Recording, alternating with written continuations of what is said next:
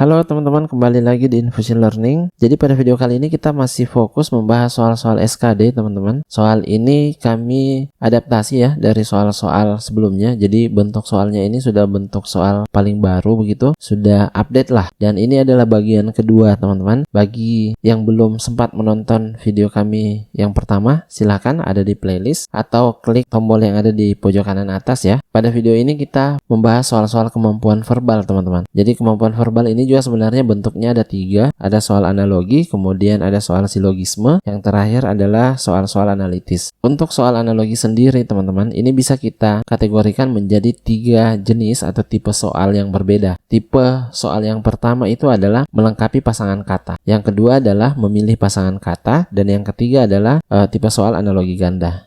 Nah, ini akan kita bahas pada video kali ini. Namun sebelum itu, bagi teman-teman yang belum subscribe, mohon bantuannya agar channel ini juga bisa berkembang ya, seperti channel-channel yang lain gitu. Klik tombol subscribe dan lonceng yang ada di bawah, dan juga bagikan video-video kami ke banyak orang agar yang mendapatkan manfaat dari video-video kami bukan kamu saja gitu. Jadi sebaik-baik manusia adalah manusia yang bermanfaat bagi manusia lainnya. Seperti biasa teman-teman, kami akan menyajikan soalnya terlebih dahulu. Teman-teman bisa menyiapkan alat tulis, kemudian pause videonya dan mengerjakan soal yang kami berikan. Setelah itu baru kita sama-sama membahas soalnya.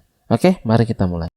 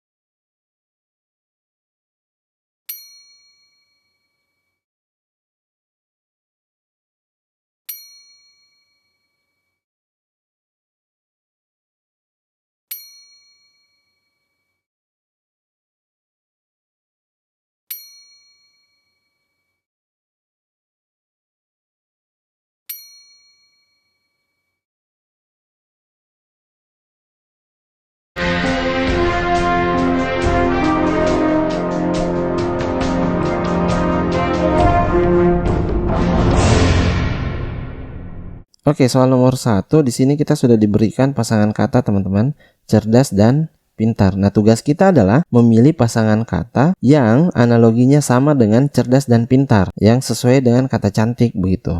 Nah, sebelum kita terlalu jauh membahas teman-teman, jadi pola hubungan kata ini ada banyak teman-teman ya. Jadi pola hubungan kata, saya tulis terlebih dahulu, pola hubungan begitu. Ini bentuknya bermacam-macam teman-teman. Oke. Yang pertama, bisa saja bentuk pola hubungannya itu adalah persamaan kata atau biasa kita sebut sinonim.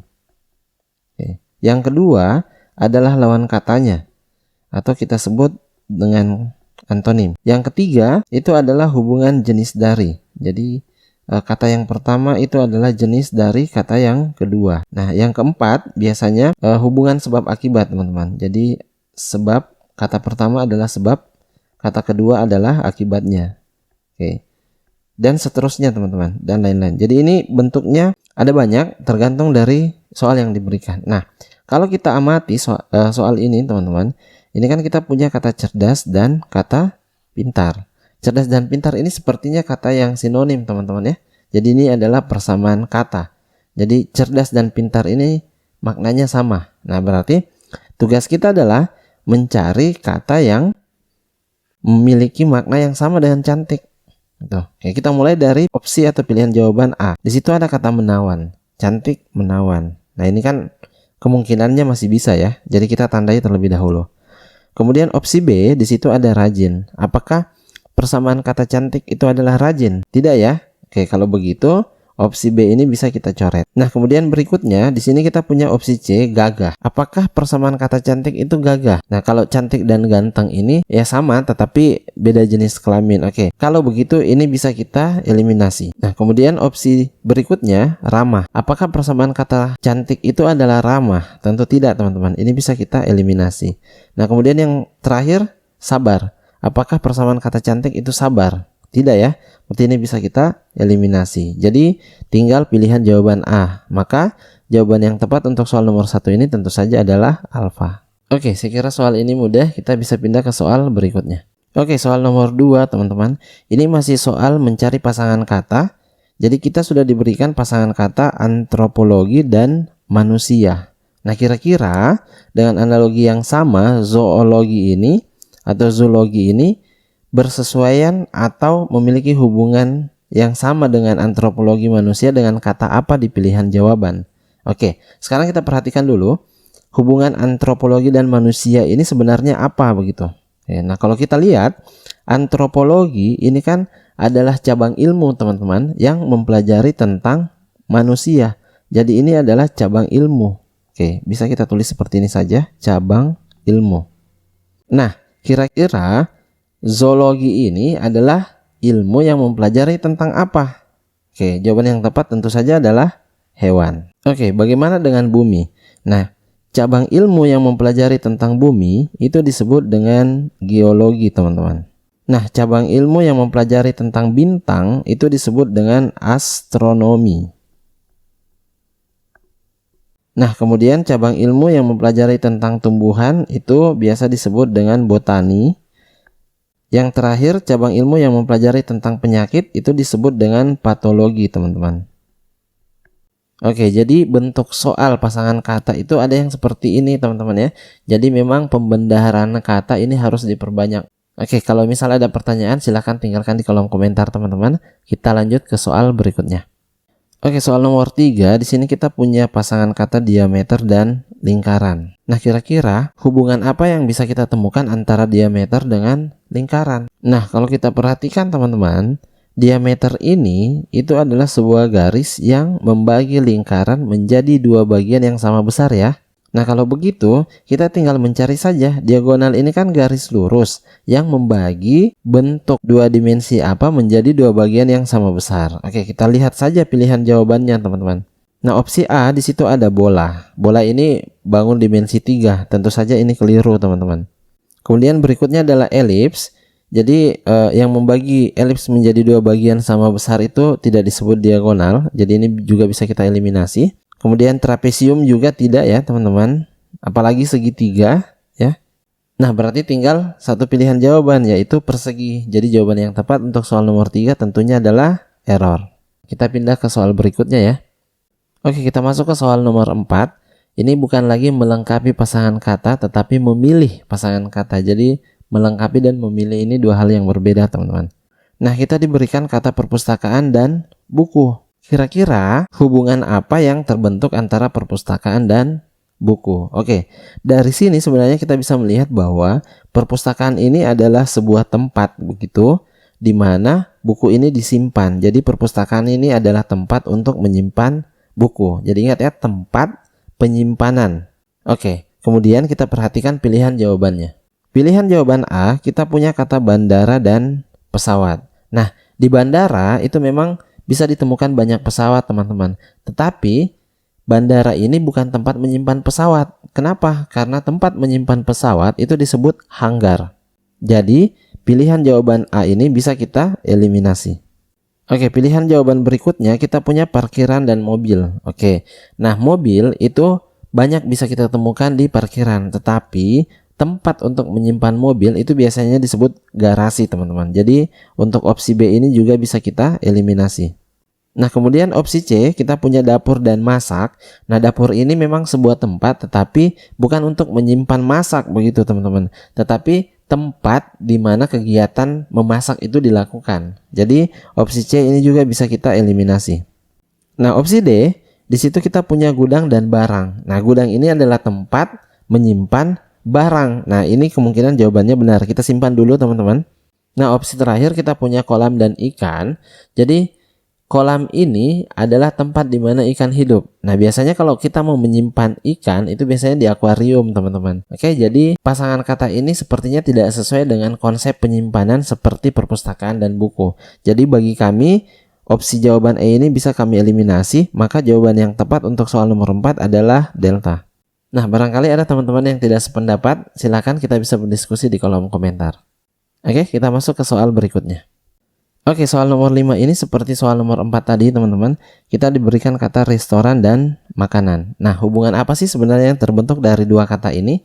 Jadi restoran ini kan adalah tempat menyediakan makanan ya. Jadi kalau kita mau makan biasanya di restoran begitu. Jadi restoran ini jelas adalah sebuah tempat di mana tempat itu menyediakan makanan. Oke, sekarang kita tinggal perhatikan saja pilihan jawabannya. Nah, opsi A kita punya sekolah dan pelajaran. Sekolah ini adalah tempat tetapi untuk belajar, teman-teman. Tidak menyediakan pelajaran sebagai objek fisik. Beda halnya antara pelajaran dan makanan. Jadi menurut kami opsi A ini bisa kami eliminasi. Pilihan jawaban berikutnya adalah apotik dan obat. Nah, apotik ini adalah tempat menyediakan obat. Nah, menurut kami padanan kata ini sesuai dengan restoran dan makanan. Jadi apotik ini adalah tempat yang khusus menyediakan obat begitu, bukan menyimpan teman-teman ya, tapi menyediakan obat. Oke, berarti untuk jawaban nomor 5 ini kami memilih Bravo. Nah, sekarang kita coba cek dulu opsi C, D, E. Siapa tahu ada yang lebih sesuai begitu. Toko dan pakaian. Nah, toko itu menjual pakaian. Nah, konsepnya ini tidak sejalan dengan penyediaan seperti makanan di restoran, teman-teman. Jadi memang ini bisa kita coret. Kemudian opsi D, taman itu memang memiliki bunga, teman-teman, tetapi tidak menyediakan bunga seperti konsep makanan di restoran. Ini juga bisa kita coret. Nah, pabrik dan sepatu ini jauh sekali dari konsep restoran dan makanan. Kenapa? Pabrik itu memproduksi sepatu, tetapi konsepnya itu lebih ke proses pembuatan, bukan ke penyediaan. Jadi, menurut kami, untuk jawaban soal E ini bisa kita coret. Nah, dari sini kan bisa kita simpulkan memang jawaban yang paling sesuai. Kita bisa meyakini dengan seyakin-yakinnya jawaban yang tepat untuk soal nomor 5 adalah Bravo. Saya kira ini aman, kita bisa pindah ke soal berikutnya. Oke, soal nomor 6 ini masih seperti soal sebelumnya, teman-teman. Jadi tinggal kita cari saja hubungan antara bengkel ini dan kendaraan. Saya kira ini mudah teman-teman ditentukan ya. Jadi bengkel ini adalah tempat memperbaiki kendaraan. Jadi konsepnya di sini adalah perbaikan atau perawatan kendaraan, teman-teman. Nah, sekarang tinggal kita lihat saja opsi jawabannya. Jadi enaknya soal analogi itu ya kita manfaatkan pilihan jawabannya untuk menentukan jawaban yang benar. Nah, sekarang kita masuk ke opsi A. Di situ ada bioskop. Bioskop itu adalah tempat, tetapi tidak memperbaiki atau merawat film. Nah, tempat bioskop ini adalah tempat menayangkan film. Jadi, konsep perbaikan atau perawatan itu tidak sesuai. Bisa kita eliminasi. Nah, opsi B kita punya laboratorium dan penelitian. Laboratorium ini adalah tempat di mana penelitian itu dilakukan atau dikerjakan. Nah, dia tidak masuk ke dalam konteks perbaikan atau perawatan. Jadi bagi kami ini bukan jawaban yang tepat. Berikutnya kita punya studio dan musik. Studio adalah tempat membuat atau merekam musik. Nah, ini juga bukan konsep perbaikan atau perawatan. Jadi ini tidak sesuai dengan analogi kata yang disiapkan. Jadi ini bisa kita coret. Yang berikutnya klinik dan pasien. Klinik ini adalah tempat di mana pasien itu dirawat. Nah, ini sepertinya sesuai dengan kata bengkel dan kendaraan. Jadi menurut kami soal nomor 6 ini yang paling tepat adalah delta.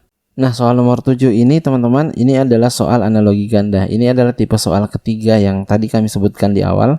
Jadi kita diberikan kata buku kemudian titik-titik gitu ya. Kemudian sama dengan pendidikan titik-titik. Jadi tinggal kita cari saja kata yang bersesuaian dengan buku di mana hubungannya sama dengan pendidikan dengan pasangannya begitu. Oke, kita manfaatkan saja pilihan jawabannya seperti sebelumnya. Buku dengan pengetahuan, hubungannya apa? Oke, pengetahuan bisa diperoleh dari buku. Apakah guru bisa diperoleh dari pendidikan? Tentu tidak. Berarti opsi A ini bisa kita eliminasi.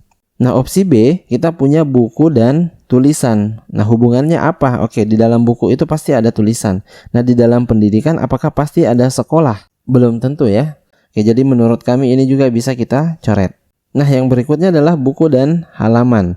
Oke, buku ini terdiri dari beberapa atau banyak halaman. Apakah pendidikan terdiri dari beberapa atau banyak ilmu? Tidak ya. Jadi menurut kami opsi C ini juga bisa dicoret. Nah, yang berikutnya adalah bacaan. Buku itu memang adalah sumber bacaan. Apakah pendidikan itu sumber siswa? Tentu tidak. Ini bisa kita coret. Jadi tinggal E, sudah pasti jawabannya adalah E. Nah, kita lihat saja. Buku dan literatur ini hubungannya apa? Oke, buku ini adalah sumber literatur. Nah, sedangkan pendidikan itu adalah sumber pengetahuan. Jadi jawaban yang tepat untuk soal ini adalah error. Oke, kita pindah ke soal berikutnya. Oke, soal nomor 8 ini seperti soal nomor 7 yang tadi teman-teman, tetapi posisinya berbeda. Oke, kita manfaatkan pilihan jawabannya. Jadi kita punya penulis dan pena. Oke, alat yang digunakan oleh penulis itu adalah pena. Apakah alat yang digunakan oleh kolektor itu adalah lukisan? Nah, sepertinya ini keliru teman-teman. Jadi kita bisa coret. Oke, penulis itu yang menguasai tentang sastra. Apakah seni itu menguasai lukisan? Tentu juga tidak. Berarti ini bisa kita coret. Nah, hubungan apa yang bisa terbentuk antara penulis dan kertas? Apakah padanannya sama dengan tinta dan lukisan? Ini tentu tidak teman-teman. Jadi bisa kita coret. Oke, selanjutnya penulis dan buku. Nah, buku ini dibuat oleh penulis. Kemudian lukisan ini dibuat oleh artis. Saya ulang ya. Penulis ini membuat buku. Artis membuat lukisan. Jadi menurut kami soal 8 ini yang tepat adalah jawaban delta. Oke, ini salah satu bentuk soal yang baru muncul di tahun 2023 kemarin teman-teman. Jadi silahkan disimak baik-baik. Jadi kita diberikan sebuah kalimat seperti ini. Ya, kalimatnya adalah roda digunakan untuk kendaraan. Jadi ini adalah modifikasi dari soal sebelumnya teman-teman. Nah, di sini ada kata roda digunakan untuk kendaraan. Nah, tugas kita adalah mencari hubungan objek yang setara. Oke, jadi ingat ya, harus setara dengan kalimat di atas. Nah, untuk itu kita bisa manfaatkan pilihan jawabannya. Kita punya opsi A, papan digunakan untuk meja. Oke, papan ini adalah bahan untuk membuat meja teman-teman. Ini tidak menjelaskan penggunaan secara langsung. Jadi bagi kami opsi A ini bisa dicoret. Nah, opsi B, kipas digunakan untuk angin. Kipas ini memang menghasilkan angin teman-teman. Tetapi konsepnya ini tidak setara dengan alat yang digunakan oleh objek lain seperti roda digunakan untuk kendaraan. Jadi bagi kami opsi B ini juga bisa dieliminasi. Nah, opsi C, tinta digunakan untuk pena. Nah, ini berbeda dengan opsi B. Tinta ini objek yang digunakan oleh objek yang lain. Nah, tetapi kalau kita melihat fungsinya seperti dengan roda digunakan untuk kendaraan, ini sepertinya tidak setara, tapi boleh kita tandai terlebih dahulu. Nah, kalau kita lihat opsi D, baterai digunakan untuk lampu, ini kan juga objek yang digunakan oleh objek yang lain. Nah, kalau kita lihat bahwa lampu ini tidak bisa berfungsi dengan baik kalau tidak ada baterainya, kan begitu.